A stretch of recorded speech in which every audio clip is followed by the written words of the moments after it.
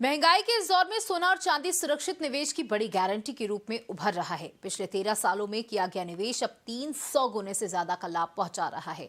Jewellers भी सोने और चांदी के निवेश को सर्वोत्तम मानते हैं।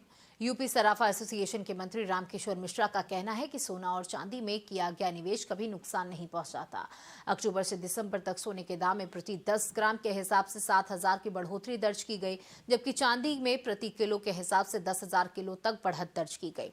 उन्होंने कहा कि यही वजह है कि जब शेयर बाजार की स्थिति बेहतर हुई तो निवेशकों ने यहां से मिले लाभ को शेयर बाजार में निवेश करा।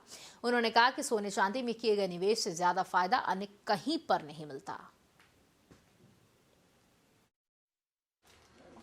देखिए, ऐसा है, मैं पहले तो अपना परिचय दे दूं। रामकिशोर मिश्रा, मंत्री, उत्तर प्रदेश सराफा एसोसिएशन। जहां तक निवेश के लिए आपने पूछा है, तो सोने और चांदी से अच्छा और निवेश किसी में इसलिए नहीं है क्योंकि अपने आप में ये सदैव से ये सुरक्षित अपने आप में रहा है और भविष्य भी इसका उज्जवल दिखाई पड़ता है। एक तो सोना हर प्रत्येक देश की अपनी एक करेंसी है। आप कहीं भी चले जाएं, कहीं भी लड़ाई हो रही हो, झगड़ा हो रहा हो, भागदौड़ मची हो, देश खाली कराए जा रहे हों, लेकिन अधिक से अधिक लोग सोना जितना हो सकता है उनके पास वो लेके आने में अच्छा समझते हैं, क्योंकि जहाँ भी वो जाएंगे सोने से ही सारा अपना कारोबार, अपना मकान, दुकान, व्यापार सब कुछ बढ़ा सकते हैं। और मैं वर्तमान स्थिति में ये बता रहा हूँ कि विगत 2 माह में सोने और चांदी ने भारी निवेशकों को फायदा पहुंचाया है। जहां तक सोने का प्रश्न है, तो अक्टूबर में 58,000 रुपये प्रति 10 ग्राम था, जो 2 दिसंबर को ये बढ़ के 65,050 रुपये बोला गया। उस दृष्टिकोण से 7,000 रुपये प्रति 10 ग्राम केवल 2 महीने में ही सोने ने अपनी बढ़त दिखाई।